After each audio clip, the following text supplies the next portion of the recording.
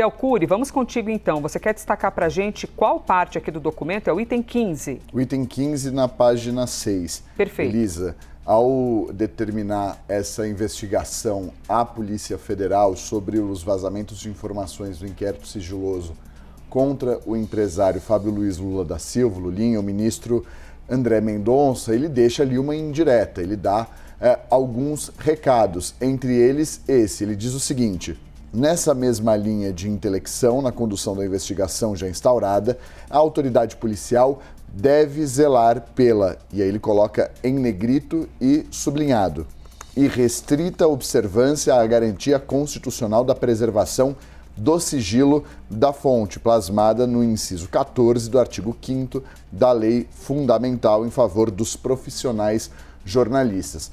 É um recado dado ali em meio àquela investigação conduzida no Supremo Tribunal Federal pelo colega dele, o ministro Alexandre de Moraes, naquele caso envolvendo o estado do Maranhão, que tem uma camada e uma série de casos complexos que envolvem desde assassinato, a corrupção, obstrução de justiça e determinação de busca e apreensão contra um jornalista e contra a fonte desse jornalista, que tem gerado uma polêmica muito grande e que fez com que o Supremo passasse a ser alvo de uma série de críticas. Esse é um ponto importante em que o ministro faz questão de deixar claro o direito dos jornalistas de terem o seu sigilo de fonte com os seus contatos preservado, como prevê a Constituição Federal. Então vem um momento em que já há muita discussão, há muito debate, há muitas críticas ao Supremo Tribunal Federal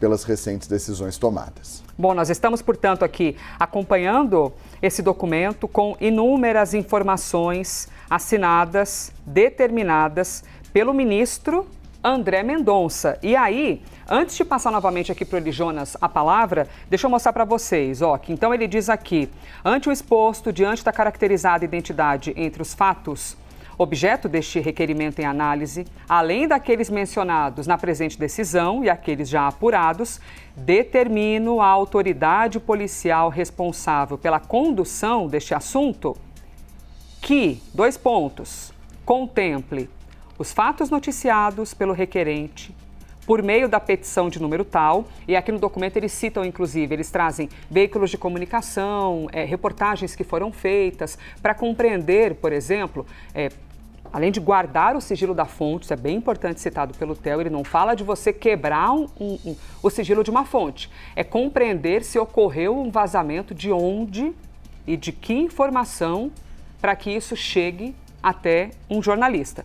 Então, primeiro, os fatos noticiados pelo requerente, os demais fatos mencionados no bojo da presente decisão, notadamente a origem das informações veiculadas pelas notícias acima, como eu falei para vocês, que ele citou ali algumas reportagens, cujos links de acesso estão devidamente transcritos, além de outras notícias com teor semelhante àquelas expressamente identificadas na presente decisão. E assina o relator ministro André Mendonça. Mandou então esse recado importante, porque a gente acompanhou algo bastante sensível nos últimos dias, envolvendo o caso do Maranhão, da quebra de sigilo da fonte, aquilo que está resguardado o direito na Constituição, que qualquer que exerça profissionalmente essa função de comunicar, de reportar, de noticiar, ele tem resguardado o sigilo da fonte. O ministro aqui diz, é para manter resguardado o sigilo.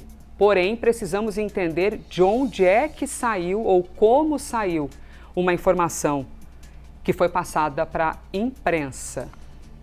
No item 13, agora que a gente está lendo com calma, tem uma outra menção que também faz referência a um assunto que está muito popular lá no Supremo Tribunal Federal, não que está em voga, né? Não necessariamente tem uma adesão dos ministros ou não, mas no item 13, na página 5, o ministro diz o seguinte: com o objetivo de identificar esses eventuais sujeitos que não são profissionais jornalistas com ou sem diploma e bem por isso tinham o dever funcional de preservar o sigilo das informações acessadas ou careceriam de permissão legal para tê-las acessados, que devem ser conduzidas as diligências investigatórias desenvolvidas no âmbito dessa investigação.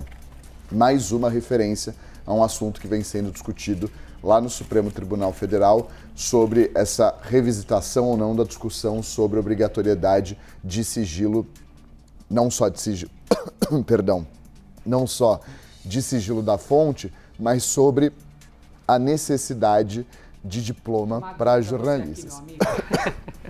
Ao vivo é assim, a gente vai precisando se hidratar aqui.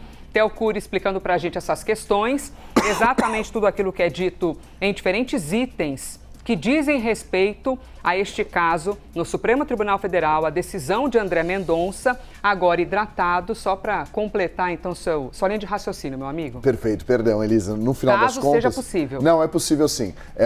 Mais uma referência a um assunto que está sendo discutido no Supremo Tribunal Federal, foi alvo de uma reflexão pelo ministro Alexandre de Moraes e pelo ministro Flávio Dino, não que necessariamente isso tenha uma adesão dos outros ministros do Supremo Tribunal Federal, mas aquela rediscussão, aquela revisitação sobre discutir a necessidade de diploma para jornalistas ou não. Esse é um assunto que também é pincelado nessa decisão do ministro André Mendonça em meio a esses vazamentos, em meio a uma série de acusações de todos os lados de quem que pode estar vazando essas informações. Theo Cury explicando essa questão pra gente, ele, Jonas Maia, Breaking News, aqui na CNN Brasil. Em instantes voltaremos neste assunto e com os desenrolares desta questão. Portanto, o ministro André Mendonça do Supremo Tribunal Federal determinando que a Polícia Federal apure vazamento de informações em relação ao filho do presidente da República.